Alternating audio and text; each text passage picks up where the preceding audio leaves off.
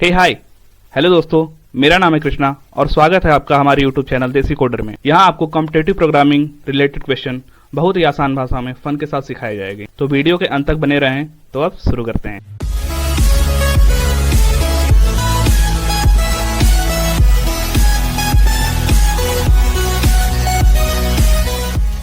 तो बस अब आते हैं अपने हैकर रैंक के डैशबोर्ड पे और आज हमारे 30 डेज ऑफ कोड सीरीज का डे 11 है।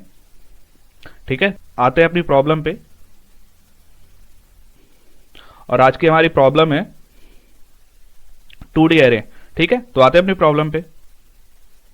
सबसे पहले हमारा ऑब्जेक्टिव दिया हुआ है today we are building on our knowledge of array by adding another dimension. ठीक है, तो आज हम अपने नॉलेज को और बढ़ाने जा रहे हैं जो हमारी एरे की नॉलेज है। ठीक है, तो इसके लिए सबसे पहले हम अपने ट्यूटोरियल में चलते हैं और देखते हैं आज के क्वेश्चन में यूज होने वाले बेसिक्स।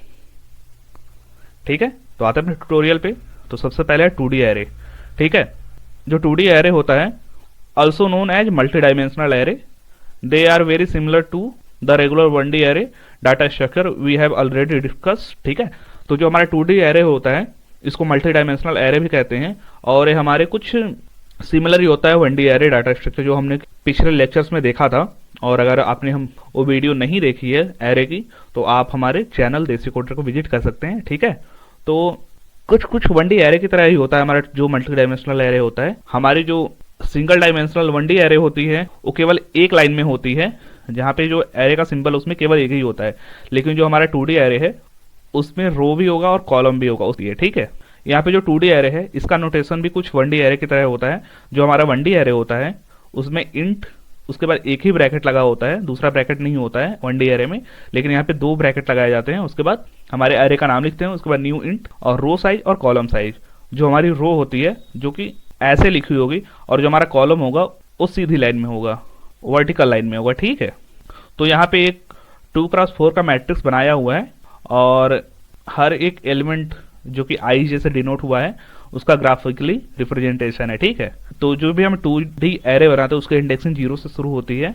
ठीक है, तो उसको जो पहला एलिमेंट होगा उसका आई और जे की वैल्यू होगी रेस्पेक्टिवली 0 0 होगी और नेक्स्ट 0 1 0 2 0 3। ठीक है, 1 0 1 1 1 2 1 3 इस टाइप से होगी। ठीक है, okay, you may find it helpful to think of the i and j element in terms of real world structure such as the cell in the spreadsheet table. कि जो हम स्प्रेडशीट का यूज करते हैं अपने डेली लाइफ में उसके हम एक एक सेल को आई और जे की वैल्यू से समझ सकते हैं कि जो हमारा पहला होता है वो 0 0 होता है, जो उसके नेक्स्ट होता है वो 0 1 होता है। ठीक है, तो ऐसे कुछ हम समझ सकते हैं। ठीक है, to fill the array cells with values you can use a nested loop. ठीक है, तो जो 1D एरे होता है उसमें हम केवल एक लूप चला के अपनी एरे की सेल को वैल्यू से भर देते हैं, लेकिन जो हमारा 2D एरे होता है या मल्टी डायमेंशनल एरे होता है वहां पे नेस्टेड फॉर लूप का यूज करते हैं। ठीक है, तो the outer loop represent the matrix row and uses i and its variable. ठीक है, तो जो हमारा आउटर लूप होता है, जो पहला लूप होता है वो हमारी मैट्रिक्स की रो को डिनोट करता है जो कि आई से डिनोट करते हैं। ठीक है, और and the inner loop represent the matrix column and uses j as its variable. ठीक है, और जो हमारा इनर लूप होता है वो हमारे मैट्रिक्स के कॉलम को डिनोट करता है जो उसको जे से डिनोट करते हैं। ठीक है, the code below assign the value of count to each element in 2D array we declare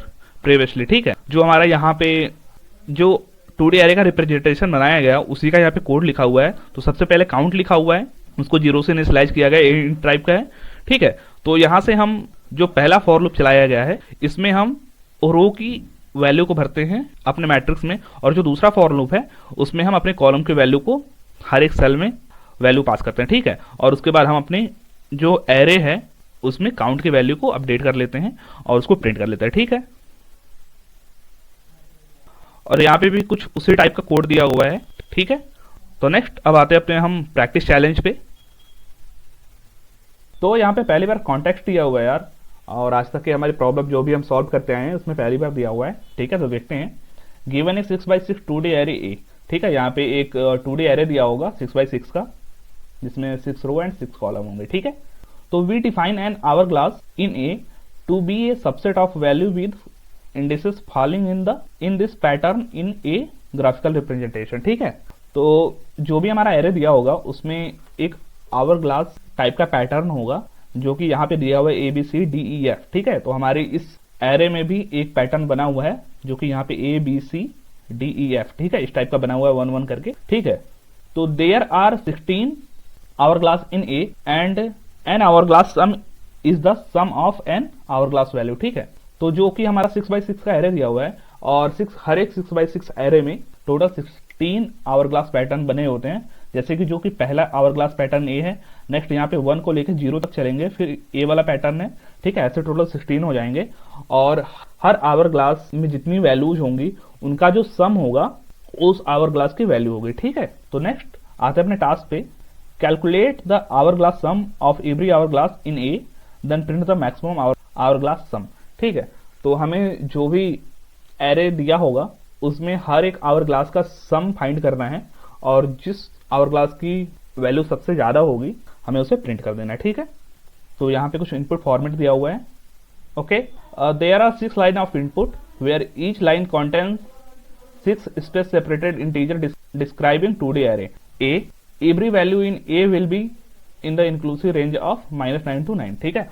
तो हमें 6 लाइन की इनपुट दी होगी और हर लाइन में 6 इंटीजर होंगे एक स्पेस से सेपरेटेड हुए और जो कि हमारे 2D array को डिस्क्राइब करेंगे जिसका नाम a है।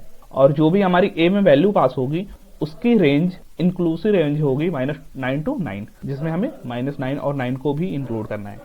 यहाँ पे कुछ कांस्टेंट दिया हुआ है, ठीक है। और हमारा जो आउटपुट फॉर्मेट है कुछ ऐसा है कि हमें जो मैक्सिमम आवर ग्लास की वैल्यू होगी हमारे 2D array ए में उसको हमें प्रिंट करना है, ठीक है। यहाँ पे हमारा सैंपल इनपुट दिया हुआ है इस टाइप का कुछ, और ठीक है इसमें जो मैक्सिमम आवर ग्लास है वो हमारा सैंपल आउटपुट होगा जो कि ये आवर ग्लास है, इसका सम 19 होगा, ठीक है। हमने 19 प्रिंट कर दिया है और यहाँ पे एक्सप्लेनेशन है कि हमें कैसे अपने आवर ग्लास का सम फाइंड करना है, ठीक है। तो यहाँ पे कुछ ऐसा दिया हुआ है जो हमारा आवर ग्लास है इसका सम 19 होगा, ठीक है।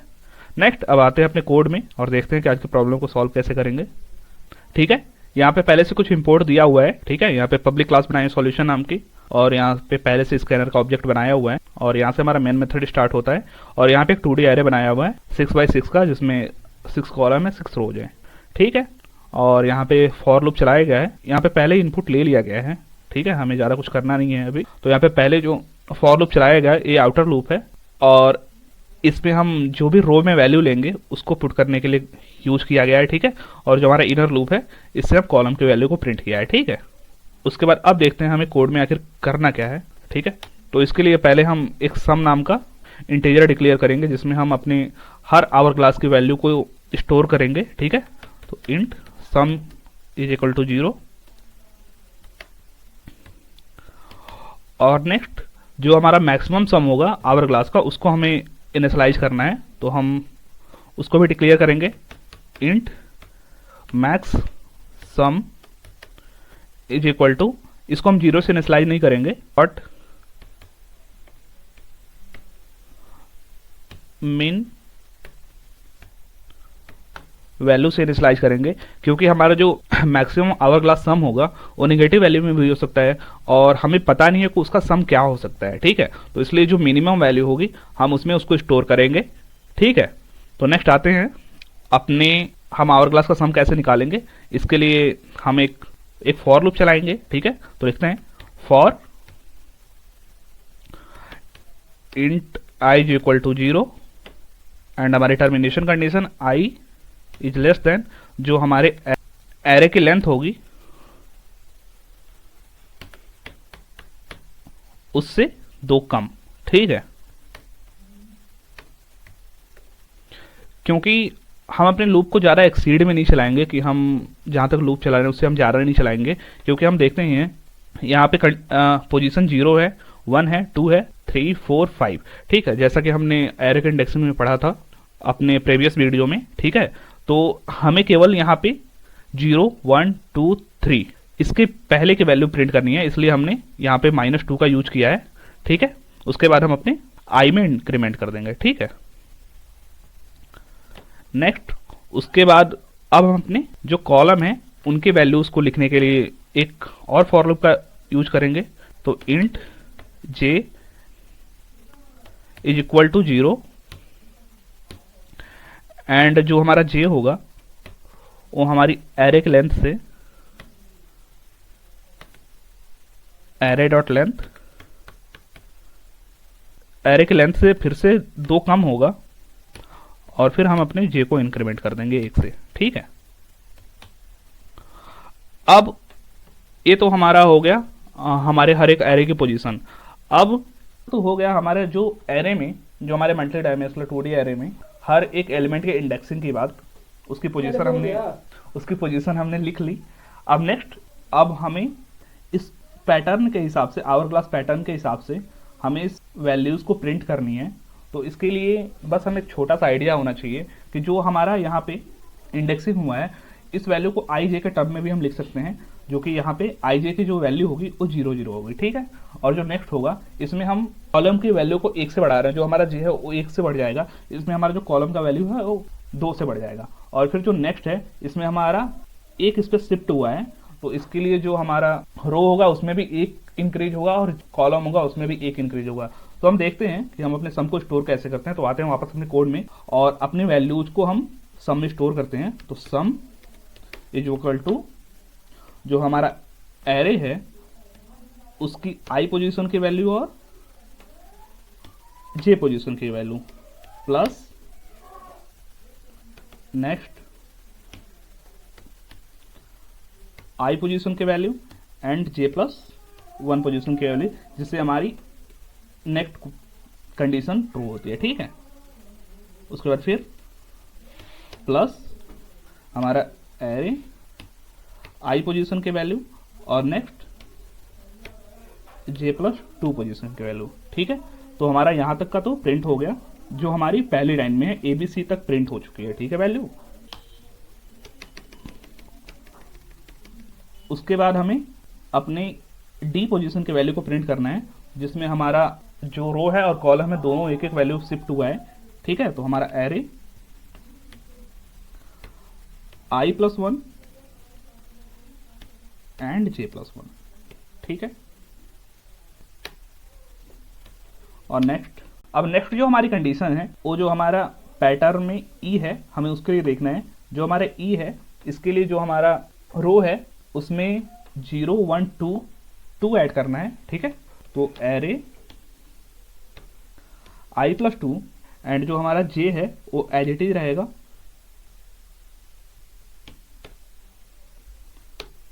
नेक्स्ट एरे और फिर से आई प्लस 2 और जो हमारा जे है उसमें 1 इंक्रीज हो जाएगा, ठीक है। फिर से हमारा एरे, अब next I plus 2 and J plus 2, ठीक है। तो बस हमारा कोड यहाँ तक हमारी पूरी जो आवर क्लास की सम आएगी उसको प्रिंट करने के लिए काम आएगा, ठीक है। हमारा फॉर लूप चलता रहेगा अपने आवर क्लास के सम को स्टोर करने के लिए, ठीक है। अब एक हम कंडीशन लगाते हैं, इफ जो हमारा सम है वो हमारे मैक्सिमम सम से ज़्यादा होगा, तो हमें जो हमारी मैक्स सम की वैल्यू है उसको सम से अपडेट कर देना है, ठीक है। बस यहीं तक हमारा कोड था, और जब तक हमारी मैक्स सम की वैल्यू सम से कम रहेगी तब तक उस सम को प्रिंट करता रहेगा, और जैसे ही हमारी कंडीशन मीट होती है हमारी मैक्स सम की वैल्यू प्रिंट हो जाएगी, ठीक है। अब हम अपने मैक्स सम की वैल्यू को प्रिंट करेंगे, ठीक है। तो बस प्रिंट करने के लिए एक सिंपल सा system dot out dot println max sum, ठीक है। तो बस यही था हमारा कोड। अब हम अपने कोड को रन करते हैं, ठीक है, और देखते हैं। तो कॉन्ग्रेचुलेशन, हमारे सारे सैंपल टेस्ट केस पास हुए। और नेक्स्ट अब हम अपने कोड को सबमिट करते हैं, ठीक है। ओम सक्सेस, हमारा कंपाइलर मैसेज आ चुका है, और डबल कॉन्ग्रेचुलेशन, हमारे सारे टेस्ट केस पास हुए। अब वापस आते हैं हम अपने कोड में और देखते हैं कि हमारा कोड काम कैसे किया, ठीक है। तो यहाँ पे पहले से पब्लिक क्लास बनाई हुई थी सॉल्यूशन नाम की, और यहाँ पे स्कैनर पहले लिया जा चुका है, ठीक है। यहाँ पे एक एरे बनाया हुआ था 6 by 6 का, ठीक है। और उसके बाद एरे में जो हमें वैल्यू लेनी थी वो पहले से ही यहाँ तक दिया हुआ था कि हमें एरे में वैल्यू स्टोर कैसे करनी है, ठीक है। तो यहाँ 2D एरे बना हुआ था 6 बाई 6 का। अब नेक्स्ट हम आते हैं अपने एक्चुअल कोड पे कि हमारा कोड काम कैसे किया, ठीक है। तो सबसे पहले हमने एक सम नाम का वेरिएबल इंट टाइप में डिक्लेयर किया, ठीक है, 0 से इनिशियलाइज भी कर दिया। और नेक्स्ट एक मैक्सिमम सम नाम की वैल्यू हमने डिक्लेयर की इंटीजर डॉट मिनिमम वैल्यू, जो कि हमारी बहुत कम होती है, जो हमारे इंटीजर की सबसे मिनिमम वैल्यू होती है उससे, क्योंकि हमें नहीं पता कि हमारे आवर ग्लास का सम कितना होगा, ठीक है।